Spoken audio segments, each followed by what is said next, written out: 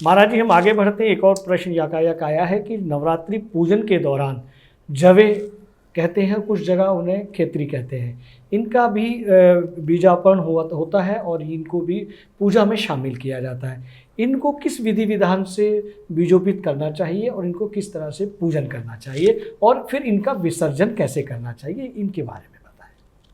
खेतरी बीजन जी, ये माँ की एक रूप है, खुशहाली हरियाली का प्रतीक।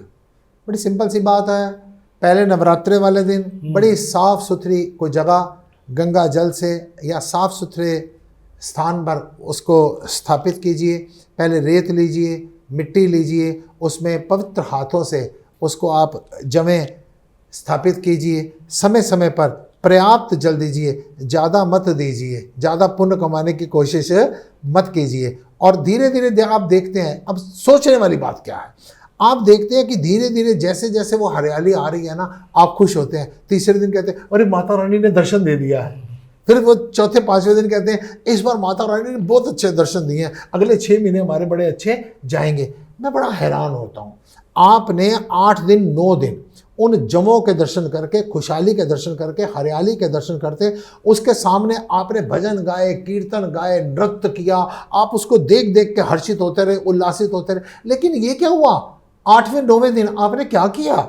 8वें 9वें दिन आप जाकर उसको ऐसी जगह पर विसर्जित करने के लिए चले गए जिस जल के अंदर आप मुंह धोना पसंद नहीं करते, जिस जल के अंदर आप हाथ धोना पसंद नहीं करते, उस जल में विसर्जित करके आ गए आप। आपने माँ को 8 दिन पूजा करके धक्के मार के बाहर निकाल रहे हैं। फिर कुछ लोग होते हैं मंदिर के बाहर किसी पीपल के तले पर उसको छोड़ आते हैं और एमसीडी की गाड़ी आती है, उसको कूड़ेदान में भरकर ले जाती है। वो कितना बड़ा अत्याचार कर रहे हैं। जिसको आप माँ भगवती मान रहे हैं, जिसको शक्ति मान रहे हैं, उसको आपने कितनी उसकी विदाई के समय कितनी उसकी दुर्गति की। आपको पूजा पाठ का इतना शुभ कर्म का फल नहीं मिलेगा जितना आपको इस प्रकार से विदाई का फल मिलेगा। तो आखिर इसको करना क्या चाहिए जी? आप जिस समय पर घर में ये खेतरी का बीजन करते हैं और जिस समय विसर्जन का समय आता है, बड़े प्यार से इनको अपने हाथ से मैश कीजिए।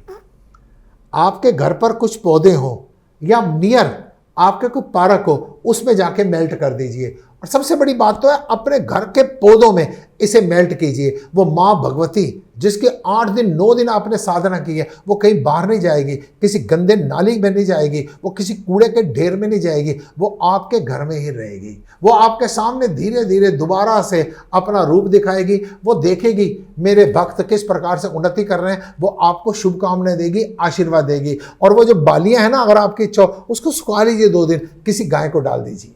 अगर आपके पास इतना भी समय नहीं है ना, तो उसी पौधों में डाल दीजिए। वो देखिए माँ भगवती आपके घर से विसर्जित नहीं हुई, परमानेंटली आपके घर पे उसने का निवास बना लिया। खेतरी विसर्जन में ये विशेष ध्यान रखिए, तभी आपको पूजा पाठ का, ये नवरात्रों का फल मिलेगा। अदरवाइज आप इस अपराध का दंड भोगते रहेंगे, परेशान रहेंगे। वाह वाह, बहुत अद्भुत जानकारी महाराज जी आपने दी। बहुत आभार इस जानकारी के लिए। अगर आप ये वीडियो YouTube पर देख रहे हैं तो हमारे चैनल को सब्सक्राइब करें और बेल आइकन को दबाना ना भूलें। अगर आप Facebook पर ये वीडियो देख रहे हैं तो हमारे पेज को लाइक करें।